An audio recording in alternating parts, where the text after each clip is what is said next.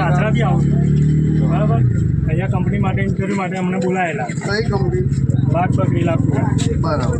છેલ્લા ઘણા 6-7 મહિનાથી અમને હેરાન બોલાવે છે અહીંયા, અને એક જ બોર્ડ બતાવે કે ભાઈ ભરતી બંધ છે એમ. બરાબર. આમ હું નહીં, ઘણા લોકો પણ હેરાન થયા છે. આ બધા ઉભા છે, કેટલાય લોકો હેરાન થયા છે. બરાબર. અને કેટલું પબ્લિક અડધું તો પબ્લિક ગતું રહ્યું છે. બરાબર. કાલે રાત્રે પોલીસના દાખલા માટે લોકો 10-10 વાગ્યા સુધી રાત્રે પોલીસ સ્ટેશનમાં હતા. બરાબર. દાખલા માટે. બરાબર. અને આજે અમને ભરતી માટે અહીંયા બોલાયા, અને આજે એ લોકો એમ કહે છે કે ભાઈ ભરતી બંધ છે. બરાબર. તો ભાઈ અમારા આ પ્રશ્ન છે એટલા માટે અમે રોડ બ્લોક કર્યો છે. બરાબર. કોઈ જવાબ આપવા આવતું નહીં, અને કંપનીથી અંદર કોઈ એચઆર બી નહીં આવતું. આ તો કંપની ઓનર બી એક્શન નહીં લેતો. બરાબર.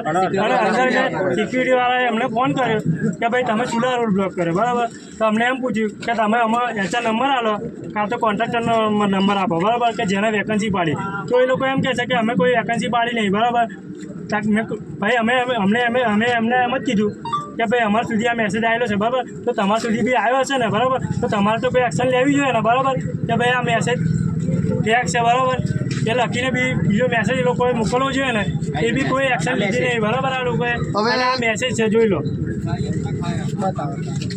હવે તમારી માંગ સંતોષાય ને તો તમે શું કરો? આ મેસેજ આટલા પબ્લિક સુધી પહોંચી ગયો તો કંપનીના થ્રુ લોકો સુધી ના પહોંચી શકે. એમને પૂછેલું એમને જ બોલો, તમને ફરી આવજો માહિતી. તમે પૂછો તમારી માંગ સંતોષાય ને તો તમે શું કરશો? અમારી માંગ ના સંતોષાય તો બરાબર. મારું તો એટલું જ કહેવું છે. બરાબર. આ ઠાસરા તાલુકાની અંદર 2 કે 3 જ કંપનીઓ છે. બરાબર. તો જો આટલાનું પબ્લિક એ લોકો નહીં લે, બરાબર, મળી રહે તો ભાઈ કોને લેશે એમ? અમારા મંજુસર વાઘોડિયા દૂર દૂર સુધી નોકરી જવું પડે છે. બરાબર. અમારા માટે અહીંયા કંપની કરી છે, તો બરાબર અમારે નહીં લેતા તો ભાઈ કંપનીનું હવે મહત્વ શું છે એ રાખીને. બરાબર.